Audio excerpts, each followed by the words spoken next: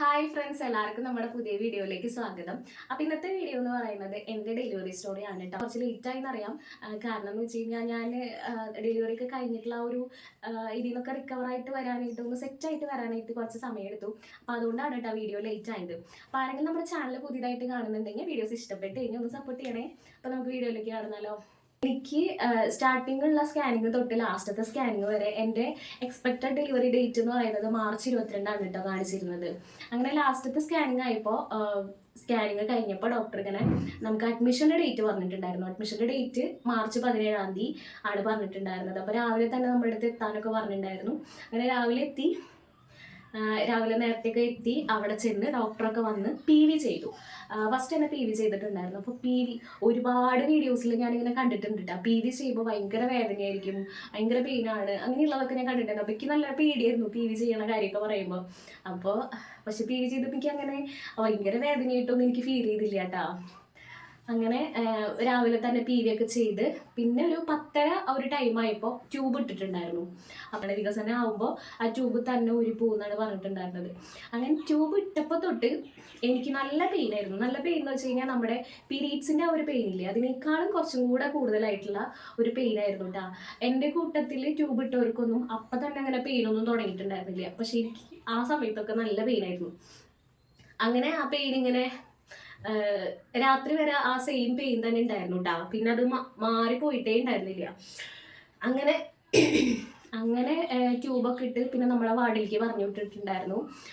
വാർഡിലേക്കൊക്കെ പറഞ്ഞിട്ടുണ്ടായിരുന്നു. അപ്പോൾ എനിക്ക് ഈ പെയിൻ കാരണം ഇരിക്കാനും പറ്റുന്നില്ല, കിടക്കാനും പറ്റുന്നില്ല, അങ്ങനത്തെ ഒരു അവസ്ഥയായിരുന്നു. അപ്പോൾ കുറേ നേരം ഇങ്ങനെ നടക്കുന്നത് നല്ലതാണെന്നാണല്ലോ പറയുന്നുണ്ടായിരുന്നത്. അങ്ങനെ കുറേ നേരം നടക്കലും ഇതൊക്കെ ആയിരുന്നു. പിന്നെ വൈകുന്നേരമൊക്കെ ആയപ്പോഴത്തേക്കും ഇങ്ങനെ ഇത്രയും കൂടെ കൂടി തുടങ്ങിയിട്ട് അങ്ങനെ പെയിൻ ഒരു 10 മണി ആ ടൈമൊക്കെ ആയപ്പോഴത്തേക്കും ഇങ്ങനെ കൂടി വരുന്നുണ്ടായിരുന്നു.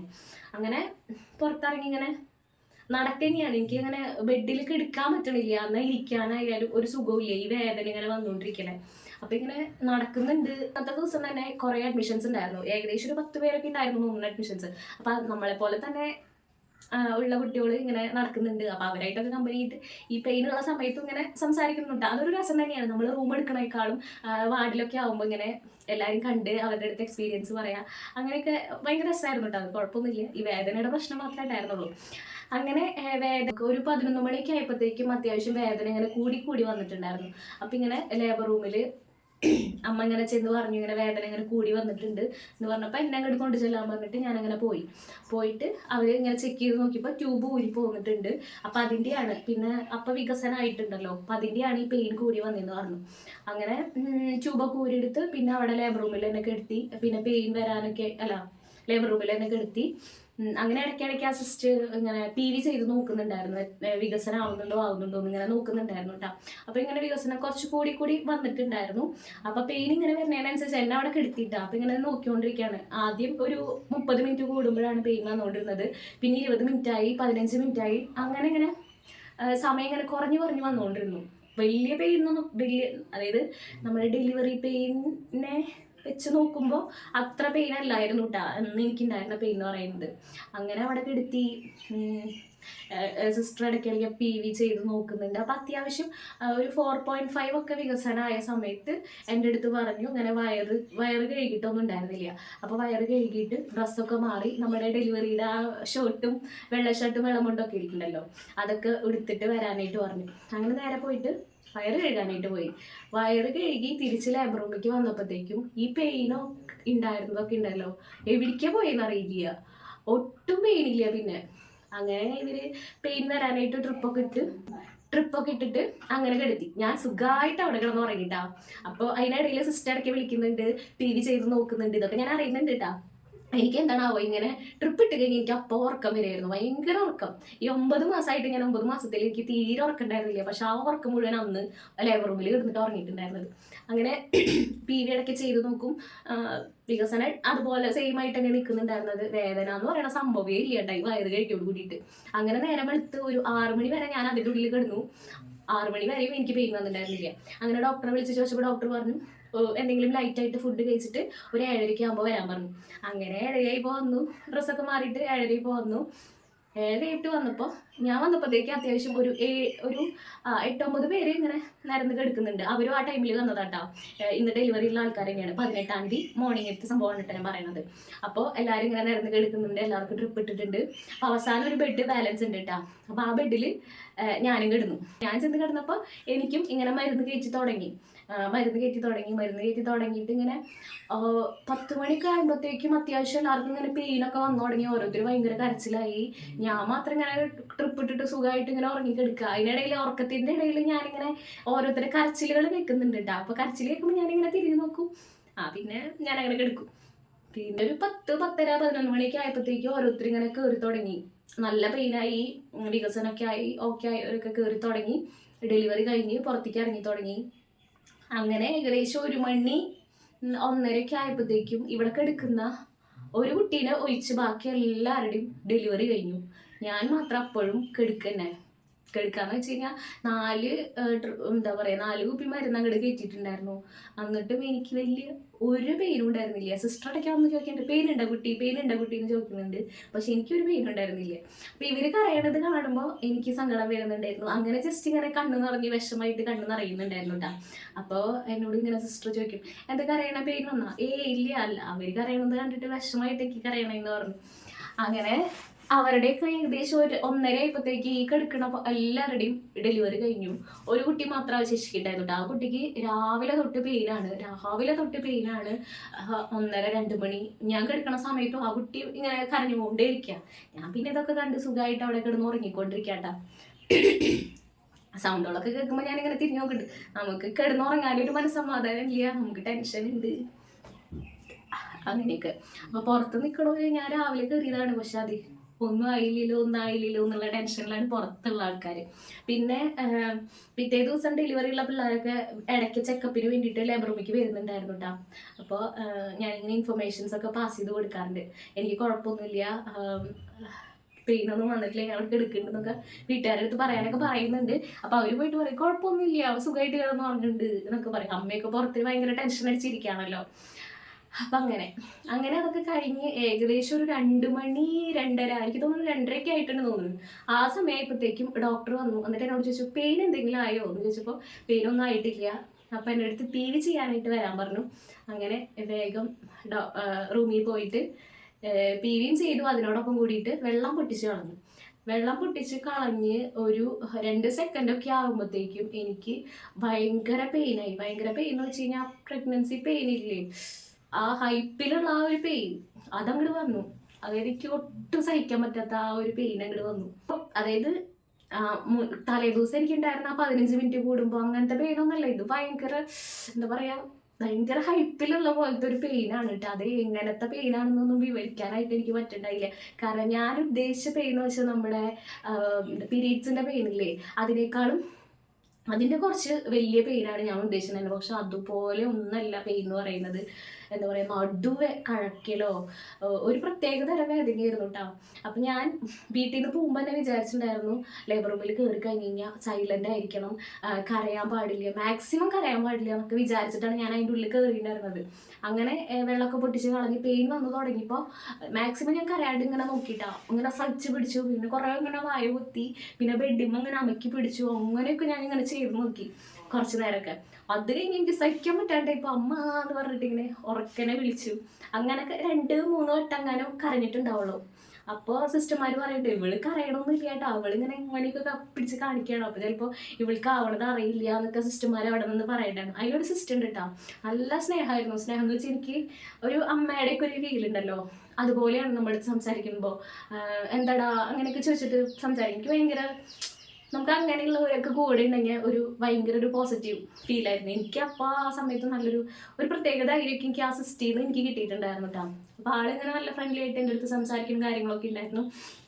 അങ്ങനെ ഞാനിങ്ങനെ കരയാണ്ട് കുറേ നേരം പിടിച്ചു നിന്നിട്ട് കരഞ്ഞപ്പോൾ ഇവർക്ക് മനസ്സിലായി നല്ല പെയിൻ ആയിട്ടുണ്ടെന്ന് മനസ്സിലായി. അപ്പം തന്നെ അവർ ഉള്ളിലേക്ക് കയറ്റി പെട്ടെന്ന് തന്നെ ഡെലിവറി കഴിഞ്ഞിട്ടുണ്ടായിരുന്നു.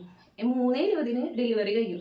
2:30 വെള്ളം പൊട്ടിച്ച് കളയലും 3:20 ആയപ്പോഴത്തേക്കും ഡെലിവറി കഴിഞ്ഞ് മോനെ കാണിച്ചു തന്നു കേട്ടാ. അപ്പോൾ ഡെലിവറി പെയിൻ അധിക നേരമൊന്നും എനിക്ക് ഉണ്ടായിട്ടില്ല അന്ന്. സത്യത്തിൽ അധിക നേരമൊന്നും ഉണ്ടായിട്ടില്ല. ആകെ കുറച്ച് അരമണിക്കൂറോ 3/4 മണിക്കൂറോ മാത്രമാണ് ഉണ്ടായിട്ടുള്ളൂ. അപ്പം അതോട് കൂടിയിട്ട് ഡെലിവറി കഴിഞ്ഞു. 3:20 നമ്മുടെ ഉണ്ണി 2,750 വെയിറ്റ് ഉണ്ടായിരുന്നു. കുഴപ്പമൊന്നും ഉണ്ടായില്ല കേട്ടോ. എനിക്ക് പേടി ഉണ്ടായിരുന്നതേ എന്താ പറയുക, സ്റ്റിച്ച് ഇടല്.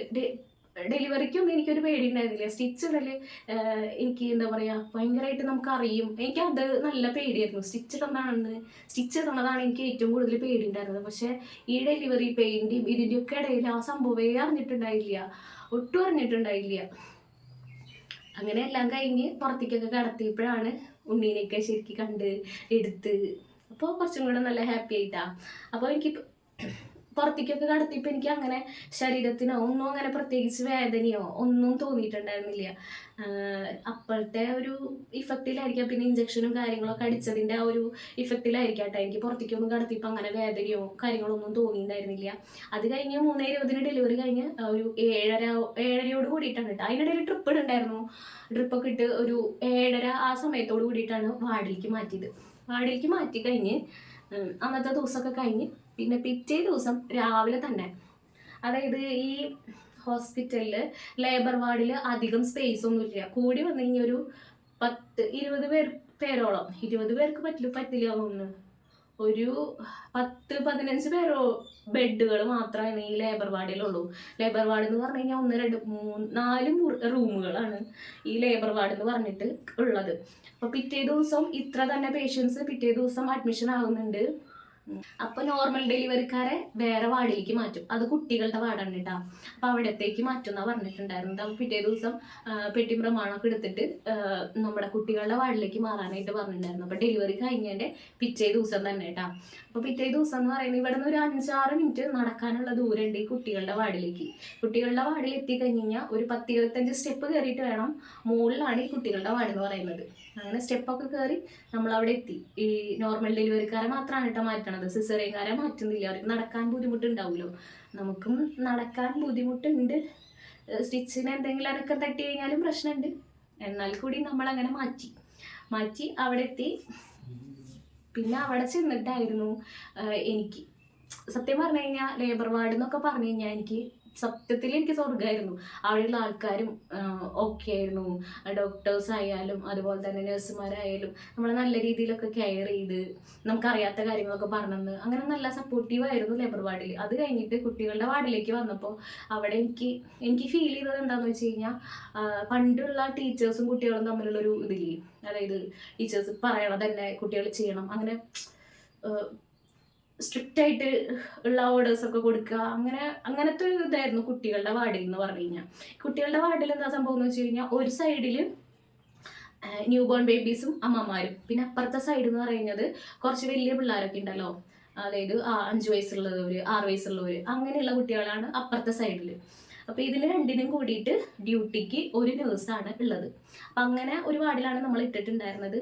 അവിടെ എത്തിയതിന് ശേഷമാണ് എനിക്ക് ഭയങ്കര ബുദ്ധിമുട്ട് ഫീൽ ചെയ്തിട്ടുണ്ടായിരുന്നത്. കാരണം ഈ രണ്ടാമത്തെ ദിവസം, ആദ്യത്തെ ദിവസം ഒന്നും പ്രശ്നം ഉണ്ടായില്ല. രണ്ടാമത്തെ ദിവസം തൊട്ടാണ് ഈ സ്റ്റിച്ചിൻ്റെ പെയിന് അങ്ങനത്തെ സംഭവങ്ങളൊക്കെ വന്നു തുടങ്ങിയത്.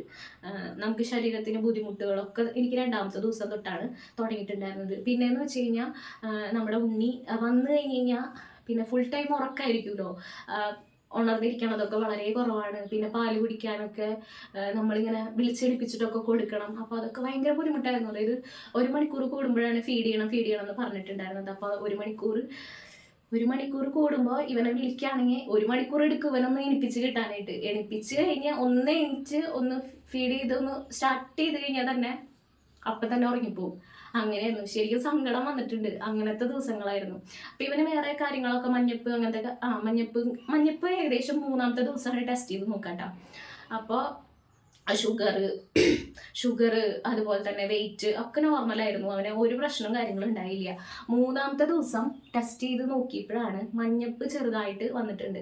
കാരണം സ്റ്റാർട്ടിങ്ങിൽ നമ്മൾ കുറേ വെയിൽ കൊണ്ടു. ഇപ്പം എല്ലാവരും പറയുന്നുണ്ട് നന്നായിട്ട് വെയിൽ കൊള്ളണം അല്ലെങ്കിൽ മഞ്ഞപ്പ് ഉണ്ടാവും, അതുണ്ടാവും ഇതുണ്ടാവും എന്നൊക്കെ പറയുന്നുണ്ട്. പക്ഷെ എന്നെ സംബന്ധിച്ച് ഞാൻ ഡെയിലി സ്റ്റാർട്ടിങ് തൊട്ട് ഈ എൻ്റെ 9th മന്ത് ഞാൻ ഡെലിവറിക്ക് പോണ തലേ ദിവസം വരെ ഞാൻ നല്ല പോലെ വെയിൽ കൊണ്ടിട്ടുണ്ട്. എന്നിട്ടും കൊച്ചിന് മഞ്ഞപ്പ് വന്നിട്ടുണ്ടായിരുന്നു. അത് മഞ്ഞപ്പ് എന്താ വരുന്നതെന്ന് വെച്ച് കഴിഞ്ഞാൽ പാല് ശരിക്കും കുടിക്കാണ്ടായി കഴിഞ്ഞാലാണ് കുടിക്കാണ്ടായി കഴിഞ്ഞ് കഴിഞ്ഞാൽ മഞ്ഞപ്പ് വരുമെന്ന് പറയുന്നുണ്ട്. അപ്പോൾ ഇവന് പാല് ഈ സംഭവം ന്യൂ ബോൺ ബേബീസ് എന്ന് പറഞ്ഞു കഴിഞ്ഞാൽ അവർ ഫുൾ ടൈം ഉറക്കമായിരിക്കും. പാല് കുടിക്കാനൊക്കെ അവർക്ക് ആ വിശപ്പ് എന്നുള്ള സംഭവം അവർക്ക് അറിയില്ല. അപ്പോൾ നമ്മൾ നിർബന്ധിച്ച് ഇങ്ങനെ കൊടുത്തോണ്ടേ ഇരിക്കണം. ചിലപ്പോൾ 2 സിപ്പ് അങ്ങനെ എടുത്തു കഴിഞ്ഞ് കഴിഞ്ഞാൽ പിന്നെ അതോടുകൂടി അവർ ഉറങ്ങും. അപ്പം അങ്ങനെയായിരുന്നു നമ്മുടെ പൊന്നുമണി. അങ്ങനെ തന്നെയായിരുന്നു. അടുത്ത ദിവസം മഞ്ഞപ്പ് ടെസ്റ്റ് ചെയ്ത് നോക്കിയപ്പോൾ ചെറുതായിട്ട് മഞ്ഞപ്പുണ്ട് എന്ന് പറഞ്ഞു. അങ്ങനെ പിന്നെ 3-ാമത്തെ ദിവസം തൊട്ട് മറ്റേ ഫോട്ടോതെറാപ്പി ഇല്ലേ, അതിൻ്റെ ഉള്ളിൽ കൊണ്ടിടണം എന്ന് പറഞ്ഞു. ഒരു അരമണിക്കൂർ എടുക്കുക, പിന്നെ ഫീഡ് ചെയ്യുക, പിന്നെയും അരമണിക്കൂർ ഇടുക, അങ്ങനെ ഫുൾ ടൈം ഇടണം എന്ന് പറഞ്ഞിട്ടുണ്ടായിരുന്നു. അങ്ങനെ 3-ാമത്തെ ദിവസം തൊട്ടിട്ട് അവിടെ ഇടലായിരുന്നു. ഫോട്ടോതെറാപ്പിയിൽ ഇടും. അപ്പോൾ നമ്മുടെ ന്യൂ ബോൺ ബേബീസ് കിടക്കണതിൻ്റെ അപ്പുറത്താണല്ലോ മറ്റേ കുറച്ചും കൂടെ വലിയ പിള്ളേരുടെ വാർഡ് എന്ന് പറയുന്നത്. രണ്ടും സെയിം തന്നെയാണ്, പക്ഷെ ഒരു നടുക്ക് മറ്റേ നഴ്സിംഗ് സ്റ്റേഷനാണുള്ളത്. അപ്പോൾ നമ്മൾ അവിടെ പോയിട്ട് ഉണ്ണീനെ കാര്യങ്ങളൊക്കെ ചെയ്ത് ഫീഡ് ചെയ്ത്, പിന്നെ നമുക്ക് ടോയ്ലറ്റ് എന്ന് പറയുന്നത് ആ ഭാഗത്ത് ഉണ്ടായിരുന്നില്ല. ടോയ്ലറ്റിന് പോകേണ്ട ആവശ്യം വരുമ്പോൾ നമ്മൾ ഇപ്പോഴത്തേക്ക് തന്നെ വന്നുകൊണ്ടിരിക്കണം. അങ്ങനെ അത്യാവശ്യം ഞാൻ അന്ന് നല്ല പോലെ നടന്നിട്ടുണ്ടായിരുന്നു. ആ ഒരു ഉണ്ണീനെ ഫോട്ടോതെറാപ്പിയിൽ ഇടുന്ന ദിവസം നന്നായിട്ട്. നമുക്ക് ഒന്നാമത് സ്റ്റിച്ചിൻ്റെ പെയിൻ ഉണ്ട്, പിന്നെ കൂടെ ഒരാളെ നിൽക്കാൻ പറ്റുള്ളൂ കേട്ടോ. അതാണ് ഏറ്റവും വലിയ പ്രശ്നം എന്ന് വെച്ചാൽ 2 ആളുണ്ടെങ്കിൽ നമുക്ക് അത്യാവശ്യം കാര്യങ്ങളൊക്കെ ഒന്ന് ഓക്കെ ആക്കിയിട്ട് കൊണ്ടുപോകാൻ പറ്റുമായിരുന്നു. ഇത് ഭയങ്കര ബുദ്ധിമുട്ടായിരുന്നു ഓരോ കാര്യങ്ങൾക്ക് പോകാനും. പുറത്ത് നമുക്ക് ആളുണ്ടെങ്കിൽ കൂടി ഉള്ളിലുള്ള കാര്യങ്ങൾക്ക് കൂടെ ഒരു ബൈസ്റ്റാൻഡർ പോരാന്നാണ് എനിക്ക് തോന്നുന്നത്. അങ്ങനെ ഉണ്ണീനെ അവിടെ ഇടലും പിന്നെ എന്നിട്ട് അങ്ങോട്ടും ഇങ്ങോട്ടൊക്കെ നടന്ന് 4-ാമത്തെ ദിവസം ആകുമ്പോഴത്തേക്കും എനിക്ക് ഭയങ്കര പെയിനായി. നമ്മുടെ സ്റ്റിച്ചിൻ്റെ അവിടെ ഭയങ്കര പെയിൻ എന്ന് വെച്ച് കഴിഞ്ഞാൽ ഭയങ്കര പെയിനായി. എന്നിട്ട് ഞാനിങ്ങനെ പറയും എനിക്ക് വേദന എടുത്തിട്ട് പാടില്ല എന്ന് അമ്മയുടെ അടുത്ത് പറയും. അമ്മയുടെ അടുത്ത് പറയുമ്പോൾ അതുണ്ടാവും, സ്റ്റിച്ച് വലിയണേണ്ടിയാവും എന്നൊക്കെ ഇങ്ങനെ പറയുന്നുണ്ട് കേട്ടോ. പക്ഷേ നമ്മുടെ ഡെലിവറി കഴിഞ്ഞാൽ പിറ്റേ ദിവസം തൊട്ട് ഈ നഴ്സിംഗ് അസിസ്റ്റന്റ്മാരുണ്ടല്ലോ, അവർ നമുക്ക് ഈ സ്റ്റിച്ച് മരുന്ന് വയ്ക്കാനായിട്ട് വരും. രാവിലെ തന്നെ വരും മരുന്ന് വയ്ക്കാനായിട്ട്. പക്ഷെ അങ്ങനെ നമ്മളെ ശ്രദ്ധിക്കില്ല. അതായത് ജസ്റ്റ് ഇങ്ങനെ മരുന്ന് വെച്ച് അവർ പോകും. അപ്പം എല്ലാവർക്കും ചെയ്യണമല്ലോ, അതിൻ്റെ തിരക്കിലായിരിക്കും ജസ്റ്റ് മരുന്ന് വെച്ച് അവർ പോകും. അവരങ്ങനെ ശ്രദ്ധിക്കൊന്നുമില്ല. അപ്പം അങ്ങനെ എനിക്കിങ്ങനെ സംശയം തോന്നി, ഇനി എങ്ങാനും സ്റ്റിച്ച് പൊട്ടിയിട്ടുണ്ടോ എന്നുള്ളൊരു സംശയം തോന്നി. കാരണം അത്ര വേദനയാണ്. ഞാൻ അപ്പുറത്തുള്ള പിള്ളേരുടെ അടുത്ത് ചോദിക്കുമ്പോൾ, സെയിം ഡേറ്റിൽ ഡെലിവറി കഴിഞ്ഞ പിള്ളേരുടെ അടുത്ത് ചോദിക്കുമ്പോൾ അവർക്ക് എനിക്കങ്ങനെ കുഴപ്പമില്ലല്ലോ എന്ന് പറയാണ്. ചിലവർക്കുണ്ട്, പെയിൻ ഉണ്ട്. പക്ഷെ എനിക്ക് ഭയങ്കര പെയിനാണ്. കാല് കുത്തി നടക്കാൻ പറ്റണില്ല, ഇരിക്കാൻ പറ്റണില്ല. ഭയങ്കര ബുദ്ധിമുട്ടെന്ന് വെച്ചാൽ ഭയങ്കര ബുദ്ധിമുട്ടാണ്. അങ്ങനെ ഞാൻ അന്ന് രാവിലെ ഇങ്ങനെ ഡ്രസ്സ് ചെയ്യാനായിട്ട് വന്നപ്പോൾ ഞാനിങ്ങനെ ആ നഴ്സിംഗ് അസിസ്റ്റൻ്റിൻ്റെ അടുത്ത് ഇങ്ങനെ ചോദിച്ചു, ചേച്ചി ഒന്ന് നോക്കുമോ, അതായത് ഇങ്ങനെ സ്റ്റിച്ച് പൊട്ടിയോന്ന് എനിക്കൊരു ഡൗട്ട് ഉണ്ട്, ഒന്ന് നോക്കുമോ എന്ന് ചോദിച്ചു. അങ്ങനെ ആൾ നോക്കിയപ്പോൾ പറഞ്ഞു ഒരു സ്റ്റിച്ച് പൊട്ടിയിട്ടുണ്ടെന്ന് പറഞ്ഞു. പിന്നെ അത് കഴിഞ്ഞ് പിന്നെ വൈകുന്നേരമൊക്കെ ആയപ്പോഴത്തേക്കും പിന്നെ എനിക്ക് തീരെ നടക്കാൻ പറ്റണില്ല. ഭയങ്കര പെയിൻ എന്ന് വെച്ച് കഴിഞ്ഞാൽ ഒടുക്കത്തെ വേദന എടുത്തിട്ട്. സത്യം പറഞ്ഞാൽ അന്നൊക്കെ ഞാൻ വിചാരിച്ചു ഡെലിവറി പെയിൻ ഒന്നുമല്ല, അത് കഴിഞ്ഞിട്ടുള്ള ദിവസങ്ങളാണ് നമുക്ക് ഭയങ്കര ബുദ്ധിമുട്ടുള്ള ദിവസങ്ങൾ. എനിക്ക് അന്ന് തോന്നിയിട്ടാ. അങ്ങനെ പിന്നെ ഉണ്ണിയാണെങ്കിൽ എന്താ പറയുക, പാല് കുടിക്കണില്ല, എപ്പോഴും ഉറക്കാണ്, മൊത്തത്തിൽ സങ്കടം.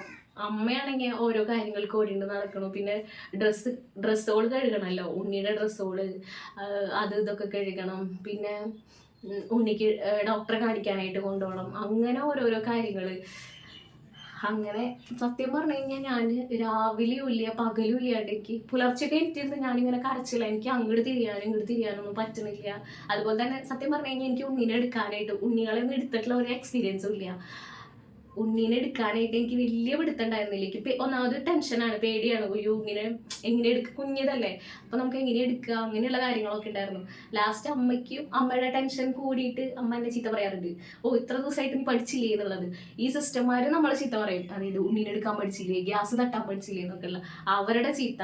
പിന്നെ നമുക്ക് ഇരിക്കാൻ പോലും ഇരുന്ന് തന്നെ ഫീഡ് ചെയ്യണമല്ലോ, ഇരിക്കാൻ പോലും പറ്റാത്ത അവസ്ഥ മൊത്തം കൂടിയിട്ട് ആകെ എന്താ പറയുക. സത്യം പറഞ്ഞാൽ ഞാൻ വിചാരിച്ചു ഡിപ്രഷൻ ഉറപ്പായിട്ടും വരും എന്ന് ഞാൻ തന്നെ വിചാരിച്ചിട്ടുണ്ടായിരുന്നു. 4 മണിക്കൊക്കെ എനിക്കിരുന്നിട്ട് ഞങ്ങൾക്ക് അറിയായിരുന്നു. ഒരു ദിവസം ഒരു സിസ്റ്റർ ഉണ്ടായിരുന്നു കേട്ടോ. ആള് അത്യാവശ്യം എനിക്ക് നല്ല കുഴപ്പമില്ല, ആൾക്കിങ്ങനെ ഭയങ്കരമായിട്ട് നമ്മുടെ അടുത്ത് കെയറിങ് ആണ്. നമുക്ക് ഓവറായിട്ടുള്ള കുറേ കാര്യങ്ങൾ നമുക്ക് പറഞ്ഞു തരും. അതുപോലെ തന്നെ കുറേ നമ്മളെ ശ്രദ്ധിക്കും. നമുക്ക് എന്തെങ്കിലും ചെറിയ കാര്യം നിസ്സാരമായിട്ട് ഇപ്പം എനിക്ക് ഒരു ദിവസം എനിക്ക് ഇങ്ങനെ ടെമ്പറേച്ചർ ഇങ്ങനെ കൂടണ പോലെ ഇങ്ങനെ തോന്നി. അപ്പം ഞാൻ സിസ്റ്ററിൻ്റെ അടുത്ത് വേഗം പറഞ്ഞപ്പോൾ സിസ്റ്റർ ഇങ്ങനെ അപ്പം തന്നെ ഇങ്ങനെ ടെസ്റ്റ് ചെയ്യാനായിട്ട് വന്നു. സംഭവം കുഴപ്പമില്ല. അപ്പോൾ 100 ടെമ്പറേച്ചർ ഉണ്ടായിരുന്നത്. അപ്പോൾ എനിക്ക് ടെൻഷൻ ഉണ്ടെങ്കിൽ ഞാനൊരു ടാബ്ലറ്റ് തരാൻ പറഞ്ഞിട്ട് ആ ടാബ്ലറ്റ് ഒക്കെ തന്നു. അങ്ങനെ ആള് ഓക്കെ ആയിരുന്നു. 4 ദിവസം കഴിഞ്ഞു, 5ാമത്തെ ദിവസം എത്തി. അപ്പോൾ ഇങ്ങനെ 3 ദിവസം കൂടുമ്പോഴാണ് ഈ മഞ്ഞപ്പ് ടെസ്റ്റ് ചെയ്യാറുള്ളത്. അപ്പോൾ നമ്മൾ സ്റ്റാർട്ട് ചെയ്ത ഈ 4ാമത്തെ ദിവസം തൊട്ടാണ് നമ്മൾ ഫോട്ടോ തെറാപ്പിയിൽ ഇട്ടേന്ന് തോന്നുന്നു. അപ്പോൾ 3 ദിവസം നമ്മൾ കണ്ടിന്യൂസ് ആയിട്ട് ഫോട്ടോ തെറാപ്പിയിൽ ഇടണം. അതിൻ്റെ ഉള്ളിൽ ഇടുമ്പോഴില്ല, ഭയങ്കര ചൂടാണ്, കുട്ടി ഭയങ്കരമായിട്ട് ശോഷിച്ച് വരികയാണ്. പക്ഷെ നമ്മുടെ ഉണ്ണിയാണെങ്കിൽ തീരെ എന്താ പറയുക, പാല് കുടിക്കണില്ല. അതായത് അവൻ നന്നായി സക്ക് ചെയ്തോളൂ, പക്ഷെ അവനിങ്ങനെ ഉറങ്ങി പോവുകയാണ് ചെയ്യുന്നത്. അപ്പം നമുക്ക് ഭയങ്കര ടെൻഷനാണ്, ഉറങ്ങി പോവുക. അപ്പോൾ ഈ സിസ്റ്റർമാരുടെ അടുത്ത് നമ്മൾ പറയുന്നുണ്ട് ഇങ്ങനെ പാല് കുടിക്കുന്നില്ല, നോർമലായിട്ട് അങ്ങനെ കുടിക്കണില്ല എന്ന് പറയുമ്പോൾ ഒരു കാലുമ തട്ട്, അതുപോലെ തന്നെ ചെവിയും ഇങ്ങനെ പിടുക്കി, അതാണ് പറയാറുള്ളത്. അങ്ങനെ നമ്മൾ ചെയ്ത് നോക്കിയിട്ട് തന്നെയാണ് ഇത്തിരിങ്ങി പാല് അവന് കൊടുക്കാറുള്ളത് കേട്ടോ. പിന്നെ തീരെ കുടിക്കാണ്ടായിപ്പോൾ ഇടയ്ക്ക് പൗഡർ എഴുതിയിട്ടുണ്ടായിരുന്നു, നമ്മുടെ ലാക്ടോജൻ്റെ പൗഡർ എഴുതിയിട്ടുണ്ടായിരുന്നു. അപ്പം അത് ചൂടുവെള്ളത്തിൽ കലക്കിയിട്ട് കുറച്ചേശം കൊടുക്കാറുണ്ട്. അപ്പോൾ കുറച്ചായാലും അതും കുടിക്കാറുണ്ട് കേട്ടോ. അപ്പം അങ്ങനെയാണ് മാറി കൊണ്ടിടാറുള്ളത്. പിന്നെ ആദ്യമൊക്കെ ഞാൻ തന്നെയാണ് കേട്ടോ അവിടെ നിന്നുകൊണ്ടിരുന്നത്. പിന്നെ എൻ്റെ സ്റ്റിച്ച് പൊട്ടിയതിന് ശേഷം ഞാൻ ബെഡിൽ കിടക്കും. അപ്പം അമ്മ ഉണ്ണീനെ അവിടെ കൊണ്ടിടും. അത് കഴിഞ്ഞിട്ട് അരമണിക്കൂർ കഴിയുമ്പോൾ അവനെ ഫീഡ് ചെയ്യാൻ വേണ്ടിയിട്ട് എൻ്റെ അടുത്തേക്ക് കൊണ്ടുവരും. അങ്ങനെ മാറി കൊണ്ടുകൊണ്ടിരിക്കായിരുന്നു. അപ്പം അമ്മയ്ക്കും വയ്യാണ്ടായി, കാരണം അങ്ങോട്ട് പോകുന്നു, പിന്നെ തിരിച്ചിങ്ങോട്ട് വരുന്നു. തീരെ അമ്മയ്ക്കും ഒന്നിനും ഫുഡ് കഴിക്കാൻ വരെ സമയമില്ലാത്തൊരവസ്ഥയും. അവൻ എണീറ്റിട്ടുണ്ട്, അതാണ് ഇവിടെ ഒരു സൗണ്ട് കേൾക്കണം കേട്ടോ. അപ്പോൾ അങ്ങനത്തെ ഒരവസ്ഥയായിരുന്നു. പിന്നെയെന്ന് വെച്ച് കഴിഞ്ഞാൽ അവിടുത്തെ സിസ്റ്റർമാരുടെ ബിഹേവിയർ എന്ന് വെച്ച് കഴിഞ്ഞാൽ, അതായത് എന്താ പറയുക, മഞ്ഞപ്പ് വന്നു കഴിഞ്ഞാൽ നോർമലി എല്ലാ പിള്ളേർക്കും ഈ മഞ്ഞപ്പ് വരുന്നതാണ്. പക്ഷെ നമ്മളെ പറഞ്ഞ് പേടിപ്പിക്കുകയാണ്. മഞ്ഞപ്പ് വന്ന് കൂടി കഴിഞ്ഞ് കഴിഞ്ഞാൽ തലച്ചോറിൽ കയറും, മര്യാദയ്ക്ക് പാല് കൊടുക്ക്, അങ്ങനെയാണ് ഇങ്ങനെയാണ്, അങ്ങനെ എന്താ പറയുക, ഭയങ്കരമായിട്ട് നമ്മളെ ഭയങ്കര ടെൻഷൻ അടിപ്പിക്കണ തരത്തിലാണ് അവർ നമ്മുടെ അടുത്ത് സംസാരിക്കുക. ചിലവർ കുഴപ്പമില്ല, പക്ഷെ ചിലവർ ഇങ്ങനെയാണ് സംസാരിക്കുന്നത്. അതായത് സിസ്റ്റർമാർ അവർക്ക് തിരക്കാണ്, കാരണം 2 സൈഡിലും ന്യൂ ബോൺ ബേബീസും അമ്മമാരും ഉണ്ട്. അപ്പോൾ രണ്ടുപേരുടെയും കാര്യങ്ങൾ നോക്കണം. പിന്നെ അപ്പുറത്തെ സൈഡിൽ കുറച്ച് വലിയ പിള്ളേരുണ്ടെന്ന് പറഞ്ഞല്ലോ, 5 വയസ്സ് 6 വയസ്സ് 1 വയസ്സ് 2 വയസ്സ് അങ്ങനെയുള്ള പിള്ളേരുടെ ഒരു സെക്ഷൻ അപ്പുറത്തുണ്ട്. അപ്പോൾ ഈ 2 സൈഡിലേക്കും കൂടിയിട്ട് ഒറ്റ നേഴ്സും മാത്രമാണ് ഉള്ളത്. അപ്പോൾ അവർക്ക് 2 സെക്ഷനും നോക്കേണ്ടത് കൊണ്ട് അതിൻ്റെതായിട്ടുള്ള ടെൻഷനും കാര്യങ്ങളും ഉണ്ടാവും. അപ്പോൾ അതിൻ്റെയും കൂടെ ആയിട്ട് നമ്മുടെ അടുത്തുള്ള ബിഹേവിയർ കുറച്ച് മോശമായിരുന്നു. എല്ലാവരും അങ്ങനെയാണെന്ന് ഞാൻ പറയണില്ല കേട്ടോ. നേരത്തെ ഒരു സിസ്റ്ററിൻ്റെ കാര്യം പറഞ്ഞല്ലോ, ആൾ നല്ല രീതിയിൽ നമ്മളെ കംഫർട്ടാക്കിയൊക്കെ വെച്ച് ചെറിയ നിസ്സാര കാര്യം പറഞ്ഞാലും നമ്മുടെ കൂടെ അടുത്ത് വന്നിരുന്ന് കാര്യങ്ങളൊക്കെ പറഞ്ഞു തരുന്നുണ്ടായിരുന്നു. പിന്നെ ഉണ്ടായിരുന്നു 2 പേരുണ്ടായിരുന്നു. അപ്പോൾ എനിക്ക് എന്താ പറയുക, എനിക്ക് പേഴ്സണലി നമ്മളെന്ന് വെച്ച് കഴിഞ്ഞാൽ ഒന്നാമത് ഡെലിവറി കഴിഞ്ഞ് സ്റ്റിച്ചിൻ്റെ പെയിൻ, ബോഡി മൊത്തത്തിലുള്ള പെയിൻ, കുഞ്ഞിനെ നോക്കണം, അതുപോലെ തന്നെ ഉറക്കമില്ല, അങ്ങനത്തെ ഒരുപാട് കാര്യങ്ങളാണ് നമുക്കുള്ളത്. അപ്പോൾ അതിൻ്റെ എന്ന് വെച്ച് കഴിഞ്ഞാൽ ആ ഒരു പിരിമുറുക്കം എന്ന് വെച്ച് കഴിഞ്ഞാൽ നമുക്ക് മാനസികമായിട്ട് ഭയങ്കര ബുദ്ധിമുട്ടുള്ള ഒരു സമയമാണ്. എനിക്കെന്ന് വെച്ച് കഴിഞ്ഞാൽ എനിക്ക് ഒരാളെയും കാണണ്ട, ഒരാളുടെ അടുത്ത് സംസാരിക്കണ്ട, ഒരാൾ ഫോൺ വിളിക്കണത് ഇഷ്ടമില്ല, അങ്ങനത്തെ ഒരു പ്രത്യേകതരം മാനസികാവസ്ഥയായി. ഫുൾ ടൈം കരച്ചിലാണ്. അങ്ങനത്തെ ഒരു അവസ്ഥയിലാണ് എത്തിയിട്ടുണ്ടായിരുന്നത്. അതിൻ്റെ ഇടയിൽ ഇവർ നമ്മുടെ അടുത്ത് ഇങ്ങനെ മോശമായിട്ട് പറയുമ്പോൾ എന്നെ പലതവണ പറഞ്ഞിട്ടുണ്ട്, അതായത് കുട്ടീനെ എടുക്കാൻ അറിയില്ലേ, പിന്നെ ഞാനൊരു വട്ടം സ്റ്റാർട്ടിങ്ങിൽ ഇങ്ങനെ ഫീഡ് ചെയ്തപ്പോൾ ലെഫ്റ്റ് സൈഡിൽ ഫീഡ് ചെയ്തപ്പോൾ എനിക്ക് ഭയങ്കര പെയിനായിട്ട് അമ്മ പറഞ്ഞു റൈറ്റ് സൈഡിൽ ഫീഡ് ചെയ്യാൻ പറഞ്ഞു. റൈറ്റ് സൈഡിൽ ഫീഡ് ചെയ്യുന്നത് കണ്ടു ഓടി വന്നിട്ട് എന്നെ ചീത്ത പറഞ്ഞു. 20 മിനിറ്റ് കഴിയാണ്ട് ഒരു സൈഡിൽ നിന്ന് മറ്റേ സൈഡിലേക്ക് മാറ്റാൻ പാടില്ല, അങ്ങനെയൊക്കെ പറഞ്ഞിട്ട് ചീത്ത പറഞ്ഞു. അപ്പം നമുക്കിതൊക്കെ അവരൊരുപാട് കേസുകൾ കാണുന്നതായിരിക്കും, പക്ഷെ നമുക്ക് ആദ്യമായിട്ടുള്ള എക്സ്പീരിയൻസ് ആണ്. അതുകൊണ്ട് തന്നെ നമുക്ക് ഇങ്ങനെയൊക്കെ കേൾക്കുമ്പോൾ വിഷമോ സങ്കടം എല്ലാം കൂടിയിട്ടൊരു മാതിരി അവസ്ഥയിലാണ് ഉണ്ടായിരുന്നത്. അപ്പം ഞാനിങ്ങനെ അമ്മയുടെ അടുത്ത് പറയും, എന്നെ കൊണ്ട് ഒന്നിനും പറ്റില്ല അല്ലേ, എന്നെ കൊണ്ട് ഒരു കാര്യമില്ല അല്ലേ, അങ്ങനെ വരെ ഞാൻ ചിന്തിച്ച് കൂട്ടിയിട്ടുണ്ട്. ആ സമയത്ത് രാത്രിന്നില്ല പകലൊന്നില്ല, ഇങ്ങനെ എണീറ്റ് കരഞ്ഞുകൊണ്ടിരിക്കും. അങ്ങനത്തെ കുറച്ച് അവസ്ഥകളൊക്കെ ആയിരുന്നു കേട്ടോ. സത്യത്തിൽ എനിക്ക് ഓർക്കാൻ പോലും ഇഷ്ടമില്ലാത്ത ദിവസങ്ങളായി. എനിക്ക് ആ ഡെലിവറി കഴിഞ്ഞിട്ട് ഈ വാർഡിലേക്ക് മാറ്റിയോട് കൂടിയിട്ട് എൻ്റെ മാനസികാവസ്ഥ ആകെ സത്യം പറഞ്ഞു കഴിഞ്ഞാൽ എന്തൊക്കെയോ ഒരു പറയാൻ പറ്റാത്തൊരവസ്ഥ പോലെ ആയിട്ടുണ്ടായിരുന്നു. പിന്നെ ഭാഗ്യത്തിന് എൻ്റെ 18-ാം തീയതി ഡെലിവറി കഴിഞ്ഞിട്ട് 20-ാം തീയതി എൻ്റെ ഒരു ഫ്രണ്ട് അവിടെ ഡെലിവറി കഴിഞ്ഞിട്ടുണ്ടായിരുന്നു. അപ്പോൾ അവള് കറക്റ്റ് ഡെലിവറി കഴിഞ്ഞിട്ട് എൻ്റെ തൊട്ടടുത്ത ബെഡിലേക്ക് തന്നെയാണ് വന്നിട്ടുണ്ടായിരുന്നത്. അതുകൊണ്ട് തന്നെ അവളും അവളുടെ അമ്മയും കൂടെ തൊട്ടടുത്ത ബെഡിലുണ്ടായിരുന്നു. അതുകൊണ്ട് തന്നെ ഭയങ്കര ഒരു ആശ്വാസമായിരുന്നു കേട്ടോ. ആ ചേച്ചി ആയാലും അവളായാലും അവൾക്കും പെയിനും കാര്യങ്ങളും ഒക്കെ ഉണ്ട്. പിന്നെ കൂട്ടത്തിൽ നമുക്ക് അധികം സംസാരിക്കാൻ അവരുടെ അടുത്ത് അങ്ങനെ വയ്യാണ്ട് ഇങ്ങനെ പെയിനൊക്കെ എടുത്ത് ഡെലിവറി ഒക്കെ കഴിഞ്ഞിരിക്കുമ്പോൾ നമുക്ക് അങ്ങനെ കോമഡി ഒക്കെ പറഞ്ഞ് ചേച്ചി കളിച്ചിരിക്കാൻ പറ്റുന്ന അവസ്ഥയില്ലല്ലോ. പക്ഷെ എന്നാൽ കൂടി ഒരു മെന്റൽ സപ്പോർട്ട് അവരുടെ ഭാഗത്തുനിന്നും ഉണ്ടായിരുന്നു കേട്ടോ. അപ്പൊ അതുകൊണ്ടൊക്കെ കുറച്ചൊരു ആശ്വാസം കിട്ടിയിട്ടുണ്ടായിരുന്നു. അപ്പൊ അങ്ങനത്തെ ഒരു അവസ്ഥയിലൂടെ ഇങ്ങനെ കടന്നു പോവാണ്. അങ്ങനെ ഒരു ദിവസം എനിക്ക് തോന്നുന്നു ഏകദേശം 6-ാമത്തെ ദിവസം അങ്ങോട്ട് നോർമലി ഇവൻ കൂടുതൽ ഉറക്കാണ് നമുക്കറിയാം. അതായത് പ്രസവിച്ച ആ ഒരു കുറച്ച് ദിവസത്തേക്ക് ബേബീസ് നല്ല രീതിയിൽ ഉറക്കായിരിക്കും നമുക്കറിയാം. അന്ന് 6-ാമത്തെ ദിവസം അങ്ങോട്ട് രാവിലെ തൊട്ട് ഇവൻ ഉറക്കം തന്നെ. നമ്മൾ എന്തോരം എണിപ്പിക്കാൻ നോക്കിയാലും എണിക്കണില്ല, പാല് ഒട്ടും തന്നെ കുടിക്കണില്ല. ഒരു വട്ടം അങ്ങോട്ട് കരഞ്ഞിട്ടുണ്ടായിരുന്നു. അങ്ങനെ ആ ദിവസം ഫുള്ള്. അപ്പൊ നമ്മൾ മാക്സിമം അങ്ങനെ കുറച്ചെങ്കിലും ഇങ്ങനെ എത്തിക്കാൻ നോക്കിയിട്ടുണ്ട്. ഇപ്പൊ പാല് കുടിക്കണില്ലെങ്കിൽ കൂടിയും നമ്മൾ മറ്റേ പൊടി കലക്കിയിട്ട് കുറച്ചേശ്ശെ കുടിപ്പിക്കുന്നുണ്ട്. പക്ഷെ അതും ഇങ്ങനെ കുടിപ്പിക്കാൻ നോക്കുമ്പോൾ സൈഡിൽ കൂടെ ഇങ്ങനെ പോവാ. അപ്പൊ നമ്മള് ഇങ്ങനെ ഉച്ച തൊട്ടാണ് ഇങ്ങനെ സംഭവം. രാവിലെ തൊട്ട് നമുക്ക് ഇങ്ങനെ ഉച്ച തൊട്ടാണ് ഈ സംഭവം ഇങ്ങനെ ഉണ്ടായിട്ടുണ്ടായിരുന്നത്. അപ്പൊ നമ്മൾ ഈ ഉച്ച തൊട്ട് ഈ ഡ്യൂട്ടിയിൽ ഉണ്ടായിരുന്ന സിസ്റ്റർമാരെടുത്ത് നമ്മൾ പറയുന്നുണ്ട്. അപ്പൊ അവര് പറയും കാലുമ തട്ട് ചെവിയുമ പിടിക്ക്, അങ്ങനെ ആയി കഴിഞ്ഞാൽ കുടിച്ചോളൂ എന്ന് പറയുന്നുണ്ട്. പക്ഷെ നമ്മൾ എന്തോരം അങ്ങനെ ട്രൈ ചെയ്തിട്ടും അവൻ കുടിക്കണില്ല. അവൻ ഉറക്കം എന്ന് വെച്ച് കഴിഞ്ഞാൽ ഭയങ്കര ഉറക്കം തന്നെ. അങ്ങനെ നമ്മൾ പിന്നെയും പോയി പറയുമ്പോൾ നമ്മളെ ചീത്തറിയാ ചെയ്യണത്. എന്നിട്ട് അവര് പറയുന്നത് അവരിഷ്ടം പോലെ കേസസ് കണ്ടിട്ടുണ്ട്, ഇതെല്ലാം ഇങ്ങനെ തന്നെയാണ്. അങ്ങനെ ഒരു എന്താ പറയാ, നമ്മളെ സംബന്ധിച്ച് നമുക്ക് ആദ്യത്തെ കുട്ടിയാണ്, നമുക്കത് ഇമ്പോർട്ടൻ്റ് ആണ്. നമുക്ക് കുട്ടി എന്തെങ്കിലും ചെറുതായിട്ട് എന്തെങ്കിലും ആയി കൂടി നമുക്ക് സഹിക്കാൻ പറ്റില്ല. അപ്പം അങ്ങനത്തെ ഒരു അവസ്ഥയാണല്ലോ. അപ്പം നമ്മൾ പിന്നെയും പോയി പറഞ്ഞുകൊണ്ടിരിക്കുന്നുണ്ട്. അങ്ങനെ ഒരു രാത്രി 10 മണി ഇവര് പിന്നെ പിന്നെയും വന്ന് ഈ സംഭവം തന്നെ ചെയ്തുകൊണ്ടിരിക്കുക. നമ്മൾ പറയുമ്പോൾ കുട്ടിയുടെ കാലുമ വന്നിട്ട് നന്നായിട്ട് തട്ടണമെങ്കിൽ കുഴപ്പമൊന്നുമില്ല, എന്നാലും എപ്പോഴും ഇങ്ങനെ വന്നിട്ട് കാലുമ തട്ടുക, അത് വേദന എടുത്ത് കരയുക. പക്ഷെ കരഞ്ഞാൽ കൂടി ആ കരച്ചില് ഇങ്ങനെ സംഭവം അങ്ങനെ കുട്ടികൾ കരയുമ്പോൾ ഇങ്ങനെ ലോങ് ആയിട്ട് കുറച്ച് നേരം കരയൂലോ. പക്ഷെ ആ തട്ടനോട് കൂടിയിട്ട് ഒത്തിരി കരഞ്ഞു കഴിഞ്ഞാൽ അതോടി വീണ്ടും ഉറങ്ങി. അങ്ങനെയായിരുന്നു. വീണ്ടും നമ്മളിങ്ങനെ ഇടയ്ക്കിടയ്ക്ക് പറഞ്ഞുകൊണ്ടിരിക്കുക. അങ്ങനെ വൈകുന്നേരം ഒരു 9:30-10 മണി ആ ഒരു ടൈം ആയപ്പോഴും നമ്മളിങ്ങനെ അപ്പോഴും കുറച്ചീശെ പാലിങ്ങനെ കുടിക്കുന്നുണ്ട്. കുട്ടിക്ക് ആകെ ക്ഷീണമായി, കുട്ടി ഇങ്ങനെ കണ്ണു തുറക്കണില്ല, ഫുൾ ടൈം ഉറക്കം. അങ്ങനെയായി ഒരു 10 മണി ആ ഒരു സമയമായപ്പോഴത്തേക്കും പിന്നെ എനിക്കും ദേഷ്യം വന്നു, അമ്മയ്ക്കും ദേഷ്യം വന്നു. കാരണം ഇവർ ഒട്ടും ശ്രദ്ധിക്കണില്ല. അറ്റ്ലീസ്റ്റ് ഡോക്ടറെങ്കിലും വിളിക്കാനായിട്ട് പറയണ്ടേ, അതുപോലെ ചെയ്യുന്നില്ല. അപ്പോൾ സംഭവം ഞാൻ പറഞ്ഞല്ലോ, ഒരു പണ്ടത്തെ ടീച്ചേഴ്സും കുട്ടികളും തമ്മിലുള്ളൊരു, അതായത് അവർ കമാൻഡ് ചെയ്യും, നമ്മളെ അനുസരിക്കുക, അങ്ങനത്തെ ഒരു രീതിയാണ്. എല്ലാവരും അങ്ങനെയാണെന്ന് പറയുന്നില്ല കേട്ടോ, ചിലർ മാത്രം. അവർക്ക് അതിൻ്റെതായിട്ടുള്ള ഒരു ഹെഡ് വെയിറ്റും കാര്യങ്ങളൊക്കെ ഉണ്ട്.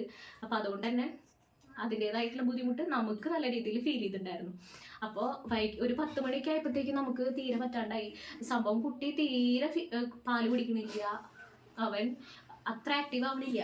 അപ്പം എന്ത് ചെയ്തു, നമ്മൾ വീണ്ടും പോയി പറഞ്ഞു സിസ്റ്ററിൻ്റെ അടുത്ത്. അപ്പോൾ സിസ്റ്റർ വീണ്ടും വന്നിട്ട് ഈ കാലുമ തട്ടലും ചെവിയുമ പിടിക്കലും അത് കുഴപ്പമൊന്നുമില്ല, അവനൊരു പ്രശ്നമില്ല എന്ന് പറഞ്ഞു. പിന്നെ എനിക്കും ദേഷ്യം വന്നിട്ട് ഞാനിങ്ങനെ പറഞ്ഞു, ഇത് എന്താ പറയുക, നമ്മൾ കുറേ നേരമായി ഈ പറഞ്ഞു തുടങ്ങിയിട്ട്, ഇത് നിങ്ങൾ കാലുമ തട്ടുമ്പോൾ അവൻ എണിക്കുന്നുണ്ട്, പിന്നെ അതുപോലെ തന്നെ അവൻ കിടന്നുറങ്ങി തന്നെയാണ്. നമ്മൾ ചൂടായിട്ട് തന്നെ അങ്ങോട്ട് സംസാരിച്ചിരിക്കുകയാണെങ്കിൽ അങ്ങനെ പറയാൻ പറ്റണില്ല. എനിക്കുള്ള വേദനയും എല്ലാം കൂടി മൊത്തത്തിൽ എനിക്കൊരു എന്താ പറയാ, എന്നെ തന്നെ കൺട്രോൾ ചെയ്യാൻ പറ്റാണ്ട് എനിക്ക് ഫുള്ള് സങ്കടമായി. ഞാൻ അവിടെ നിന്ന് കരഞ്ഞു. പിന്നെ അമ്മയുടെ അടുത്ത് ഞാൻ പറയാൻ പറഞ്ഞു. അമ്മ നല്ല രീതിയിൽ അവരുടെ അടുത്ത് ഇങ്ങനെ സംസാരിച്ചു. അപ്പൊ അവര് പറയണത് എന്തിട്ടാന്ന് വെച്ച് കഴിഞ്ഞാലേ, നിങ്ങൾ എന്തുകൊണ്ട് രാവിലെ പറഞ്ഞില്ല എന്ന്. നമ്മളെങ്ങനെയാ രാവിലെ പറയാ സംഭവം. ഇപ്പൊ നമുക്ക് ഇപ്പൊ വയറുവേദന വന്നു എന്ന് വെച്ച് കഴിഞ്ഞാൽ നമുക്ക് രാവിലെ തന്നെ മുന്നേ കൂട്ടിയിട്ട് പറയാൻ പറ്റില്ല. അവരടുത്ത് വന്നതിന് ശേഷമല്ലേ നമുക്ക് പറയാൻ പറ്റുള്ളൂ. അപ്പൊ ഇങ്ങനത്തെ വർത്താനാണ് നമ്മുടെ അടുത്ത് സംസാരിക്കുന്നത്. അത് കഴിഞ്ഞിട്ട് അമ്മ അത്യാവശ്യം നല്ല രീതിയിൽ ഇങ്ങോട്ട് സംസാരിച്ചപ്പോൾ അവർ അന്ന് ഡോക്ടറെ വിളിക്കാമെന്ന് പറഞ്ഞു. അപ്പോൾ ഒരു ജൂനിയർ ഡോക്ടറെ വിളിച്ചുകൊണ്ട് വന്നു. ഇപ്പോൾ ജൂനിയർ ഡോക്ടറെ വിളിച്ചു കൊണ്ടു ആള് വന്നിട്ട് കുട്ടീനെ തട്ടിയും പിന്നെ എന്താ ഷുഗറും കാര്യങ്ങളൊക്കെ നോക്കിയപ്പോൾ എല്ലാം നോർമലാണ്, കുട്ടിക്ക് വേറെ പ്രശ്നമൊന്നുമില്ല, കുട്ടി ആക്റ്റീവ് ആണെന്ന് പറഞ്ഞു. പക്ഷെ നമുക്ക് കുട്ടി പാല് കുടിക്കണം, കരയണം, ഒരു വട്ടെങ്കിലും കരയണ്ടേ, അതുപോലെ തന്നെ എപ്പോഴെങ്കിലുമൊക്കെ ഒന്ന് ഉണർന്നിരിക്കണ്ടേ. അപ്പോൾ അങ്ങനെ നമുക്ക് ഇത് പറ്റില്ല, നമുക്ക് ഡോക്ടറെ കണ്ടേ പറ്റൂ എന്ന് പറഞ്ഞു. അങ്ങനെ ഇവര് ഈ ജൂനിയർ ഡോക്ടർ നഴ്സിന്റെ അടുത്ത് പറയാം, നഴ്സ് വിളിക്കുക, എൻ്റെ കയ്യിൽ നമ്പറിൽ നഴ്സ് വിളിക്കുന്നു. അപ്പൊ നഴ്സ് പറയാം ഡോക്ടർ വിളിക്കുക. അങ്ങനെ അവർ തമ്മിൽ അങ്ങോട്ടും ഇങ്ങോട്ടും ഒരു ഡിസ്കഷൻ. അങ്ങനെ നമ്മൾ പറയേണ്ട കാര്യങ്ങളൊക്കെ പറഞ്ഞ് പിന്നെ പെട്ടെന്ന് തന്നെ ഞാൻ ചേട്ടനെ വിളിച്ചിട്ട് ഇങ്ങനെ സംഭവം ഉണ്ടെന്ന് എനിക്ക് പറയാനായിട്ട് പറ്റണില്ല, സങ്കടമായിട്ട്. നമുക്ക് ആദ്യത്തെ എക്സ്പീരിയൻസ് ആയതുകൊണ്ട് എന്നെ കൊണ്ട് ഇങ്ങനെ സംസാരിക്കാൻ പറ്റണില്ല. എൻ്റെ ഒരു ക്യാരക്ടർ എന്ന് വെച്ച് കഴിഞ്ഞാൽ എനിക്കിങ്ങനെ വിഷമം വന്നു കഴിഞ്ഞാൽ വിഷമവും എന്താ പറയാ ദേഷ്യം വിഷമം ഒക്കെ കൂടിയിട്ട് ഒരുമിച്ച് വരും. അപ്പൊ എനിക്ക് സങ്കടവും വരും. അപ്പൊ എനിക്ക് ഒരു അക്ഷരം പോലും ഓപ്പോസിറ്റുള്ള ആളുടെ അടുത്ത് സംസാരിക്കാനേ പറ്റില്ല. അങ്ങനത്തെ ഒരു സ്വഭാവമാണ് എനിക്ക്. അപ്പൊ ഇങ്ങനെ ഫോൺ വിളിച്ചപ്പോഴത്തേക്കും എനിക്ക് ഫുള്ള് കരച്ചിലാവുന്നത്. അങ്ങനെ ഞാൻ പറഞ്ഞല്ലോ ഒപ്പറത്തെ ഫ്രണ്ട് ഗൾഫുണ്ടായിരുന്നു എന്ന്. അപ്പൊ അവളുടെ അമ്മ ആ ചേച്ചി ചേട്ടനെ വിളിച്ചിട്ട് ഒന്നുമില്ല മോനെ, ഇങ്ങനെ ഉണ്ണി പാല് കുടിക്കണില്ല, മോനൊന്ന് പെട്ടെന്ന് വായുന്ന് പറഞ്ഞു. അപ്പൊ ഹസ്ബൻഡിന്റെ വീട് എന്ന് പറയുന്നത് ഹോസ്പിറ്റലിൽ നിന്ന് ഏകദേശം ഒരു 10-15 മിനിറ്റിന്റെ ദൂരമുള്ളൂ. അപ്പൊ ആള് പെട്ടെന്ന് തന്നെ വന്നിട്ടുണ്ടായിരുന്നു. വന്നപ്പോ തന്നെ അല്ലെങ്കിൽ നമ്മുടെ വാർഡിന്റെ ഉള്ളിലേക്ക് ഒട്ടും ആണുങ്ങളെ കയറ്റി വിടാത്തതാണ് കേട്ടോ. അപ്പൊ ഇങ്ങനെ ഒരു പ്രശ്നം വന്നപ്പോൾ പക്ഷെ അവർ സുഖമായിട്ട് ചേട്ടനെ കയറ്റി വിട്ടു. അല്ലെങ്കിൽ പ്രശ്നമാവുന്ന അവർക്ക് തന്നെ അറിയാം. അങ്ങനെ കയറ്റി വിട്ട് ചേട്ടൻ വന്നപ്പോഴത്തേക്കും ഈ സിസ്റ്റർ വന്നിട്ട് എന്നോട് ചോദിക്കുക, എന്നിട്ട് ആര് പറഞ്ഞിട്ടാ അപ്പോൾ ഹസ്ബൻഡിനെ വിളിച്ച് വരുത്തിയത്. അപ്പോൾ പറഞ്ഞു ആരും പറഞ്ഞിട്ടല്ലോ, അപ്പോൾ കുട്ടിക്ക് എന്തെങ്കിലും വയ്യായി വന്നു കഴിഞ്ഞാൽ കുട്ടിയുടെ അച്ഛനെ വിളിക്കണമല്ലോ. അപ്പോൾ ഞാൻ എന്നെ വിളിച്ച് വരുത്തിയെന്ന് പറഞ്ഞു. അങ്ങനെ ഇവരിപ്പോൾ ചേട്ടൻ വന്നു എന്ന് പറഞ്ഞപ്പോൾ ഇവർ കാര്യങ്ങളൊക്കെ പെട്ടെന്ന് തന്നെ സ്പീഡാക്കി. വേഗം തന്നെ ഇവർ ഇപ്പം ഈ വന്ന ഡോക്ടറും ഈ നഴ്സും കൂടിയിട്ട് വന്ന വേഗം കുട്ടീനെ എടുക്ക് വായോ എന്ന് പറഞ്ഞിട്ട് അമ്മയും ചേട്ടനും ഉണ്ണിയും പിന്നെ ഇവരൊക്കെ കൂട്ടിയിട്ട് വേഗം ഡോക്ടറെ അടുത്ത് പോയി. അപ്പം അതിനിടെ പോണ നേരത്തെ ഈ കൂടെയുള്ള ഡോക്ടർ പറയുന്നുണ്ടാ, അപ്പം നമുക്ക് ബ്ലഡ് ടെസ്റ്റ് ചെയ്ത് നോക്കാം ആദ്യം. അപ്പം എന്തെങ്കിലും പ്രശ്നം ഉണ്ടെങ്കിൽ നമുക്ക് മെഡിക്കൽ കോളേജിൽ കൊണ്ടുപോകാമെന്ന് അവർ പറയണതാണ് അപ്പോൾ പോണ വഴിയിൽ.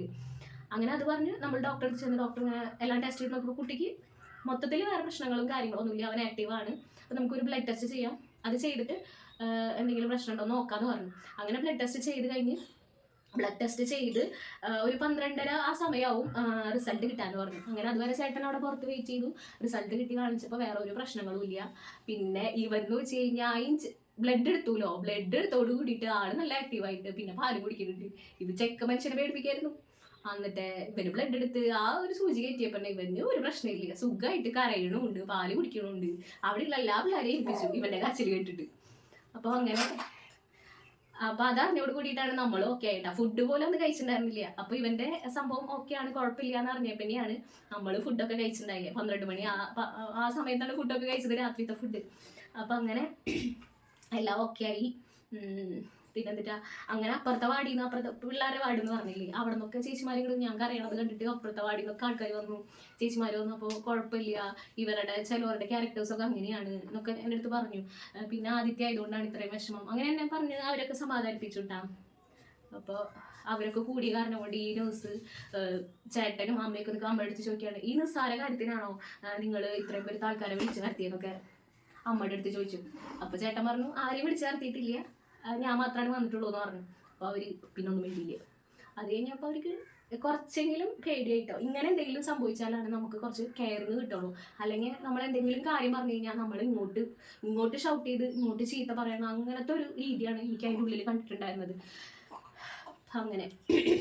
അങ്ങനെ അമ്മ ആ സംഭവം അന്നത്തോട് കൂടിയിട്ട് കഴിഞ്ഞു. പിന്നെ നമ്മുടെ ഉണ്ണി ഓക്കെ ആയി, അവന് കിട്ടേണ്ട കുത്ത് കിട്ടിയപ്പോൾ അവൻ ഓക്കെ ആയി, വേറെ ഒരു പ്രശ്നമില്ല. പിറ്റേ ദിവസം വന്നപ്പോൾ ഈ ഉണ്ടായ സംഭവം ഭയങ്കര വൈറലായി എന്ന് വെച്ച് കഴിഞ്ഞാൽ ഇവിടെ 2 നഴ്സുമാർ വന്ന് പിന്നെ ഹെഡ് നേഴ്സും വന്നു. ഹെഡ് നേഴ്സ് ഇവിടെ വന്നിരിപ്പായി. എന്നിട്ട് എൻ്റെ അമ്മേനെ വിളിപ്പിച്ചു, ഇന്നലെ എന്താണ് സംഭവം ഉണ്ടായിരുന്നത്. അപ്പം ഈ ഹെഡ് നേഴ്സ് വന്നിട്ട് ആദ്യം ചോദിക്കണത് എന്താണെന്നറിയോ, എന്താണ്ടാ നിങ്ങൾ രാവിലെ പറയാനിന്ന്. അപ്പം അമ്മ പറഞ്ഞു ഇങ്ങനെ കുട്ടികളാകുമ്പോൾ എന്തായാലും ഉറങ്ങും, ഒരുവിധം ടൈം ഉറക്കമായിരിക്കും. പക്ഷെ ഇത് ഉറക്കം എന്ന് വെച്ച് കഴിഞ്ഞാൽ തീരെ എണീക്കണില്ല, കരയണില്ല, അങ്ങനത്തെ ഒരു അവസ്ഥയാകുമ്പോഴല്ലേ നമ്മളിങ്ങനെ പറയാം. നോർമലി ഉള്ളവർക്ക് നമുക്ക് അറിഞ്ഞൂടെ. അതുകൊണ്ടാണ് നമ്മൾ പറയാം നിങ്ങൾ എന്താ നേരത്തെ രാവിലെ പറയാനായിട്ട് സംഭവം നടന്നതിന് ശേഷമല്ല നമുക്ക് പറയാൻ പറ്റുള്ളൂ. അപ്പോൾ ഈ സംഭവങ്ങളൊക്കെ നമ്മൾ ഡയറക്റ്റ് ആ ഹെഡ് നഴ്സിൻ്റെ അടുത്ത് പറഞ്ഞു. അപ്പോൾ കുഴപ്പമില്ല, ഇനി എന്തെങ്കിലും ആവശ്യം ഉണ്ടെങ്കിൽ നമ്മളടുത്ത് പറഞ്ഞോളൂ. അപ്പോൾ അവർക്കും പേടിയായി. ചേട്ടൻ വന്നോട് കൂടിയിട്ടാണ് കുറച്ചും കൂടെ ഒരു അവർ പേടിച്ചത്. കാരണം നമുക്ക് ഇങ്ങനെ പറഞ്ഞാലും ആരും പേടിക്കുക അങ്ങനത്തെ ഒരു രീതിയാണെന്നാണ് എനിക്ക് തോന്നിയിട്ടുണ്ടായിട്ടാ. അങ്ങനെ പിന്നെ ഡ്യൂട്ടിയിൽ 2 നഴ്സുമാരായിട്ട് സംഭവം ഇപ്പുറത്തേക്കും അപ്പുറത്തേക്കും കൂടിയിട്ട് ആകെ ഒരു നഴ്സാണ് ഉണ്ടായിരുന്നുള്ളൂ. അപ്പം നമ്മുടെ ആ സംഭവം കഴിഞ്ഞോട് കൂടിയിട്ട് 2 പേരിട്ടിട്ടുണ്ടായിരുന്നു. അത് കഴിഞ്ഞ് ഒരു നഴ്സ് എൻ്റെ അടുത്ത് ഞാൻ പേരും കാര്യങ്ങളൊന്നും പറയുന്നില്ല, എനിക്ക് ഇങ്ങനത്തെ സംഭവങ്ങൾ ഉണ്ടായപ്പോഴേ ഞാൻ എനിക്ക് നല്ല പോലെ ദേഷ്യമായിരുന്നു. കാരണം ദേഷ്യമായിരുന്നു വെച്ച് കഴിഞ്ഞാൽ നമ്മൾ ഈ ഒരു അവസ്ഥയിൽ കിടക്കുക, നമുക്ക് മെന്റലിയും ഫിസിക്കലിയും ഒക്കെ ഭയങ്കര ടയർഡായിട്ട് കിടക്കണ ഒരു സമയത്ത് നമ്മളിങ്ങനെ മാനസികമായിട്ട് ഇങ്ങനെ ബുദ്ധിമുട്ടിക്കുക, നമ്മളെ ടെൻഷൻ അടിപ്പിക്കുക, അതാണ് ഇവർ ചെയ്തുകൊണ്ടിരിക്കുന്നത്. അപ്പം അങ്ങനെ ചെയ്തുകൊണ്ടിരിക്കുമ്പോൾ സത്യത്തിൽ എനിക്ക് അലർജിയുടെ ഇഷ്യൂസ് ഉള്ളതുകൊണ്ട് സൗണ്ടിന് കുറച്ച് പ്രശ്നമുണ്ട് കേട്ടോ. സംസാരിക്കുമ്പോൾ കുറച്ച് ബുദ്ധിമുട്ടുണ്ട്, ഇങ്ങനെ ശ്വാസം വിടാൻ ബുദ്ധിമുട്ടുണ്ട്. അപ്പോൾ അതൊരു ഒന്ന് സ്കിപ്പ് ചെയ്യാട്ടാ. എന്നെ ഇങ്ങനെ മാനസികമായിട്ട് ബുദ്ധിമുട്ടിച്ച് ഈ രണ്ടുപേരുടെ പേരൊക്കെ ഞാൻ നോട്ട് ചെയ്ത് വെച്ചിട്ടുണ്ടായിരുന്നു. പക്ഷെ എനിക്ക് ഇപ്പോൾ പറയാനൊന്നും തോന്നുന്നില്ല കേട്ടോ. കാരണം ഇപ്പോൾ ആലോചിച്ചപ്പോൾ എനിക്ക് മനസ്സിലായി, ചിലപ്പോൾ അവരുടെ വീട്ടിലായാലും എന്തെങ്കിലും പ്രശ്നങ്ങളൊക്കെ കഴിഞ്ഞിട്ടായിരിക്കും, ചിലപ്പോൾ ഫാമിലി പരമായിട്ടോ അല്ലെങ്കിൽ വേറെ വർക്കിൻ്റെതായിട്ടുള്ള എന്തെങ്കിലും ഇഷ്യൂസ് ഉണ്ടാവും. അപ്പോൾ അതിൻ്റെ ദേഷ്യമൊക്കെ ആയിരിക്കും നമ്മുടെ അടുത്ത് ഇങ്ങനത്തെ രീതിയിലൊക്കെ എന്താ പറയുക പുറത്ത് കാണിക്കണത് അവർ. അപ്പോൾ അവരുടെയും ജീവിതമാർഗ്ഗമാണല്ലോ. പിന്നെ അവർ നമ്മളെങ്ങാനും കംപ്ലൈൻറ്റ് കൊടുക്കുമോ അങ്ങനെയൊക്കെ പേടിച്ചിട്ടുണ്ടായിരുന്നു കേട്ടോ. പിറ്റേ ദിവസം രാവിലെ വന്നപ്പോൾ തൊട്ട് ഇവർ നമ്മുടെ അടുത്ത് ഭയങ്കര സ്പെഷ്യൽ കെയറിങ് ആണ്. ഫുൾ ടൈം നമ്മുടെ അടുത്ത് കുട്ടിയുടെ അടുത്തേക്ക് വരുന്നു, കുട്ടിയുടെ കാര്യങ്ങൾ അന്വേഷിക്കുന്നു, എനിക്ക് എങ്ങനെയുണ്ട് അങ്ങനത്തെ കാര്യങ്ങൾ. രണ്ടുപേരും ഒരുമിച്ചൊക്കെയാണ് വരുന്നത്, കാര്യങ്ങൾ അന്വേഷിക്കണത്. അപ്പോൾ തലേ ദിവസത്തെ ഇഫക്റ്റ് നിൽക്കണത് കാരണം പിറ്റേ ദിവസം നമുക്ക് നല്ല കെയറിങ് ആയിരുന്നു കേട്ടോ.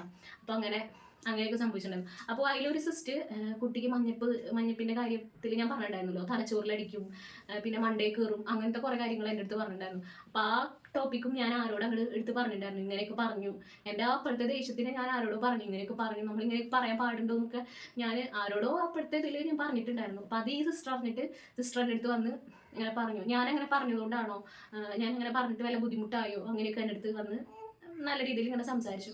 അപ്പോൾ പിന്നെ ഞാനൊന്നും പറയാനൊന്നും നിന്നില്ല. നമുക്ക് അന്ന് ഉണ്ണിയുടെ ബുദ്ധിമുട്ടുണ്ടായപ്പോൾ നമ്മൾ പറഞ്ഞു, നമ്മൾ വലിയ വിഷയമാക്കാനൊന്നും നിന്നില്ല. പക്ഷെ അവർ അങ്ങോട്ടും ഇങ്ങോട്ടൊക്കെ പറഞ്ഞു, അത് ഫുള്ളായിട്ടും എല്ലാവരും അറിഞ്ഞു. അപ്പോൾ അവർക്ക് ടെൻഷനായി, നമ്മളെന്തെങ്കിലും കംപ്ലൈൻറ്റ് കൊടുക്കുമോ അങ്ങനത്തെ ടെൻഷനും കാര്യങ്ങളൊക്കെ ആയി. അങ്ങനെ കുട്ടികളുടെ ഡോക്ടർ വന്നു, ഉണ്ണിനെയൊക്കെ നോക്കി കുഴപ്പമൊന്നുമില്ല, മഞ്ഞപ്പ് എന്താ പറയുക, പിന്നെ മഞ്ഞപ്പ് കുറഞ്ഞിട്ടുണ്ടോയെന്നൊക്കെ ടെസ്റ്റ് ചെയ്ത് നോക്കാന്നൊക്കെ പറഞ്ഞ് അങ്ങനെ പിന്നെ ഞങ്ങളെ അന്നത്തെ ഇഷ്യൂയോട് കൂടിയിട്ട് അതുവരെ വലിയ കാര്യത്തിലുള്ള കെയറിങ് ഞങ്ങൾക്ക് കിട്ടിയോളുന്നില്ല. അത് കഴിഞ്ഞിട്ട് പിറ്റേ ദിവസം അന്ന് ഈ സംഭവം കഴിഞ്ഞതിൻ്റെ പിറ്റേ ദിവസം കുട്ടികളുടെ ഡോക്ടറൊക്കെ വന്ന് കണ്ടതിന് ശേഷം ഞങ്ങളെ വേറെ ആരും മാറ്റുന്നില്ല കേട്ടാ. ഞങ്ങളെയും എന്നെയും അതുപോലെ തന്നെ എൻ്റെ അപ്പുറത്തുള്ള എൻ്റെ ഫ്രണ്ട് എന്ന് പറഞ്ഞില്ലേ, ഞങ്ങളെ രണ്ടുപേരെയും മാത്രം തിരിച്ച് ലേബർ വാർഡിലേക്ക് തന്നെ മാറ്റാന്ന് പറഞ്ഞവർ. ഓൾറെഡി ഞാൻ ഇങ്ങനെ ഇഷ്യൂസ് പറഞ്ഞിട്ടുണ്ടായിരുന്നു, എൻ്റെ സ്റ്റിച്ച് പൊട്ടി, എന്താ പറയുക, ഇങ്ങനെ കുറേ വട്ടം അങ്ങോട്ടും ഇങ്ങോട്ടും നടക്കലും. രണ്ടാമത്തെ ദിവസം തന്നെയാണ് നമ്മളെ സ്റ്റെപ്പ് കയറ്റി 10-25 സ്റ്റെപ്പ് കയറ്റിയിട്ടാണ് ഈ വാർഡിലേക്ക് എത്തിച്ചിട്ടുണ്ടായിരുന്നത്. അപ്പം എങ്ങനെ ശരിക്കും സ്റ്റിച്ച് പൊട്ടാണ്ടിരിക്കുക. അപ്പം അങ്ങനത്തെ കാര്യങ്ങളൊക്കെ നമുക്ക് വിഷമമുള്ളതൊക്കെ നമ്മളിങ്ങനെ തുറന്ന് ചോദിച്ച് പറഞ്ഞിട്ടുണ്ടായിരുന്നു. അതിൻ്റെ ബേസിൽ നമ്മൾ ആ ഇഷ്യൂ ഉണ്ടായതിൻ്റെ പിറ്റേ ദിവസം തന്നെ നമ്മളെ ഒരു ഉച്ചയോട് കൂടിയിട്ട് തന്നെ തിരിച്ച് ലേബർ വാർഡിലേക്ക് മാറ്റാന്ന് പറഞ്ഞു. തിരിച്ച് ലേബർ വാർഡിലേക്ക് മാറ്റാന്ന് പോവാന്ന് പറയുന്നതും ഒരു ടാസ്ക് തന്നെയാണ്. ഈ ദിവസം തന്നെ നമ്മളെ ലേബർ വാർഡിലേക്ക് മാറ്റാന്ന് പറഞ്ഞു. ലേബർ വാർഡിലേക്ക് മാറ്റാന്ന് വെച്ച് കഴിഞ്ഞാൽ അതും കുറച്ച് റിസ്ക് ഉള്ള കാര്യമാണ്. ഇപ്പം സ്റ്റിച്ച് പൊട്ടിയിരിക്കുന്ന സമയമാണ്. ഇപ്പോഴും നല്ല പെയിൻ തന്നെയാണ് കേട്ടോ. ഓരോ ദിവസം നടക്കാൻ ഭയങ്കര ബുദ്ധിമുട്ട് തന്നെയാണ്. അതിൻ്റെ ഇടയിലാണ് ഈ പ്രശ്നങ്ങളും കാര്യങ്ങളൊക്കെ നടന്നുകൊണ്ടിരിക്കുന്നത്. അപ്പോൾ ലേബർ വാർഡിലേക്ക് ഈ സ്റ്റെപ്പ് മുഴുക്കാൻ തിരിച്ചിറങ്ങുകയും വേണം, അവിടെ നിന്ന് ഒരു 5 മിനിറ്റ് നടക്കുകയും വേണം തിരിച്ച് ലേബർ വാർഡിലേക്ക് പോകാനായിട്ട്. അപ്പോൾ ഹസ്ബൻഡ് ഇപ്പോൾ എല്ലാ ദിവസവും വരും കേട്ടോ. രാവിലെയും വൈകിട്ടും ഉച്ചയ്ക്കും വൈകിട്ടുമാണ് ചേട്ടൻ വരാറുള്ളത്. അപ്പോൾ ഈ ഉച്ച ടൈമിലാണ് ഈ മാറ്റേണ്ട സംഭവം നടക്കുന്നത്. അപ്പോൾ എനിക്ക് ഒട്ടും നടക്കാൻ പറ്റാത്ത അവസ്ഥയാണ്. സ്റ്റിച്ച് പൊട്ടി ആകെ മോശം അവസ്ഥയായിട്ട് ഇരിക്കുന്നുണ്ടായിരുന്നത്. അപ്പം തന്നെ ലേബർ വാർഡിലേക്ക് പോകാമെന്ന് പറഞ്ഞപ്പോൾ തന്നെ ആശ്വാസമായി. അങ്ങനെ പിന്നെ സ്റ്റെപ്പ് എന്തായാലും അവിടെ ലിഫ്റ്റും കാര്യങ്ങളൊന്നും ഇല്ല. അപ്പോൾ അതുകൊണ്ട് തന്നെ പതുക്കെ ഞാൻ സ്റ്റെപ്പ് ഇറങ്ങാന്ന് പറഞ്ഞിട്ട് സ്റ്റെപ്പ് ഇറങ്ങി. പിന്നെ താഴെ വീൽ ചെയർ ഉണ്ടായിരുന്നു. അപ്പോൾ ബാക്കി ഗൗരി നടന്നു പോയി, അവൾക്ക് വേറെ പ്രശ്നമില്ല എന്ന് പറഞ്ഞു. ഗൗരി നടന്നു പോയി, എന്നെ പിന്നെ ചേട്ടൻ വീൽ ചെയറിലൊന്തി ലേബർ വാർഡിൽ എത്തിച്ചു. അങ്ങനെ ലേബർ വാർഡിലെത്തി. പിന്നെ നമുക്ക് ഉണ്ണിക്ക് മഞ്ഞപ്പ് വീണ്ടും ഉണ്ടെന്ന് പറഞ്ഞു. അപ്പം നമ്മൾ അവിടെ ഈ ഫോട്ടോതെറാപ്പിയുടെ മെഷീൻ ഉണ്ടായിരുന്നു, അപ്പോൾ അവിടെ ഇട്ടുകൊണ്ടിരുന്നു. അങ്ങനെ പിറ്റേ ദിവസം അവിടെ എത്തിയപ്പോൾ അത്യാവശ്യം കുഴപ്പമൊന്നുമില്ല കേട്ടാ. നമുക്ക് അത്യാവശ്യം കുഴപ്പമില്ല. ഞാൻ പിന്നെ ഫുള്ള് ബെഡിൽ തന്നെയായി. അമ്മ ഉണ്ണിയുടെ കാര്യങ്ങളൊക്കെ ചെയ്തുകൊണ്ടിരുന്നു. അവിടെ ഇപ്പോൾ അത്യാവശ്യം എന്താ പറയുക, നമ്മുടെ മാനസിക നിലയൊക്കെ ഓക്കെ ആയത് ലേബർ വാർഡിൽ തിരിച്ചെത്തിയപ്പോൾ തന്നെയാണ്. അത്യാവശ്യം ആൾക്കാരെ കാണാൻ പറ്റി. നമ്മുടെ അടുത്ത് ഇങ്ങനെ കമാൻഡിങ് ചെയ്യാനായിട്ട് പ്രത്യേകിച്ച് ആൾക്കാരൊന്നും ഇല്ലാത്തൊരു സ്ഥലമായിരുന്നു. അതുകൊണ്ട് ഒരു മനസ്സമാധാനവും ഒരു സുഖമൊക്കെ അവിടെ എത്തിയപ്പോഴാണ് കിട്ടിയിട്ടുണ്ടായിരുന്നത്. അന്ന് ഫുള്ള് നമ്മൾ ഉണ്ണിനെ ഫോട്ടോതെറാപ്പിയിൽ ഇട്ടു. അങ്ങനെ പിറ്റേ ദിവസം രാവിലെ ഡോക്ടർ വന്ന് ഉണ്ണിയുടെ മഞ്ഞപ്പ് ടെസ്റ്റ് ചെയ്തപ്പോൾ അത്യാവശ്യം നല്ല രീതിക്ക് കുറഞ്ഞിട്ടുണ്ടായിരുന്നു. അപ്പോൾ പിന്നെ നമുക്ക് ഓൾറെഡി എനിക്ക് അവിടെ കിടന്നപ്പോൾ തന്നെ ഡിസ്ചാർജിന് എഴുതിയിട്ടുണ്ടായിരുന്നു കേട്ടോ. എന്താ പറയുക, സ്റ്റിച്ച് പൊട്ടിയപ്പോൾ നമുക്ക് ആൻറ്റിബയോട്ടിക് ഇഞ്ചക്ഷനൊക്കെ എടുക്കുന്നുണ്ടായിരുന്നു. 5 ദിവസം ആ ഇഞ്ചക്ഷൻ എടുത്തിട്ടുണ്ടായിരുന്നു കേട്ടോ. അത് ഞാൻ പറയാൻ വിട്ടുപോയതാണ്. അങ്ങനെ ഉണ്ണിക്ക് മഞ്ഞപ്പും കാര്യങ്ങളൊക്കെ കുറഞ്ഞപ്പോൾ ഉണ്ണീനും ഡിസ്ചാർജ് ആക്കി. അങ്ങനെ ലേബർ വാർഡിലേക്ക് മാറ്റിയിട്ട് പിറ്റേ ദിവസം നമ്മളെ ഡിസ്ചാർജ് ആക്കി വീട്ടിലേക്ക് പോന്നു. വീട്ടിലേക്ക് പോന്നാൽ തന്നെ പകുതി സമാധാനമാവുന്ന ഞാൻ വിചാരിച്ചിട്ടുണ്ടായിരുന്നു. അങ്ങനെ വീട്ടിലേക്ക് പോന്നപ്പോൾ തന്നെ ഒരുവിധ ആശ്വാസമായിട്ടുണ്ടായിരുന്നു. എനിക്ക് പ്രസവത്തിനേക്കാളും, അതായത് ഡെലിവറിനേക്കാളും ഏറ്റവും കൂടുതൽ ബുദ്ധിമുട്ടായതും എല്ലാം ഫീൽ ചെയ്തതും എനിക്ക് ഈ കുറച്ച് ദിവസങ്ങളാണ്, ബാക്കിയുള്ള കുറച്ച് ദിവസങ്ങളായിരുന്നു കേട്ടോ. അപ്പോൾ ഇങ്ങനെയൊക്കെയാണ് എൻ്റെ ഡെലിവറി സ്റ്റോറി എന്ന് പറയുന്നത്. അപ്പോൾ അതൊക്കെ ആ സ്റ്റിച്ചിൻ്റെ ഇപ്പോഴും എനിക്ക് ഏകദേശം 31-32 ദിവസമായിട്ടുണ്ട് ഡെലിവറി കഴിഞ്ഞിട്ട്. ഇപ്പോഴും സ്റ്റിച്ച് ചെറുതായിട്ട് ഒരു അത്യാവശ്യം കുറച്ച് വാട്ടായിട്ടുള്ളൂ. എന്താ പറയുക, ഫുള്ളായിട്ടൊന്നും ഉണങ്ങിയിട്ടൊന്നുമില്ല. സ്റ്റിച്ചിൻ്റെ ബുദ്ധിമുട്ടുകൾ ഇപ്പോഴും ഉണ്ട്. അപ്പോൾ അങ്ങനത്തെ ഒരു അവസ്ഥയിലൂടെയാണ് കടന്നു പോകുന്നത്. അപ്പോൾ ഇങ്ങനെയൊക്കെയാണ് എൻ്റെ ഒരു ഡെലിവറി എക്സ്പീരിയൻസ് എന്ന് പറയുന്നത്. അപ്പോൾ നമ്മുടെ വീഡിയോസുകൾ ഇഷ്ടപ്പെടുകയാണെങ്കിൽ എല്ലാവരും ഒന്ന് സപ്പോർട്ട് ചെയ്യുക. അപ്പോൾ അടുത്ത നല്ലൊരു വീഡിയോ ആയിട്ട് കാണാം. ശരി, ടാറ്റാ.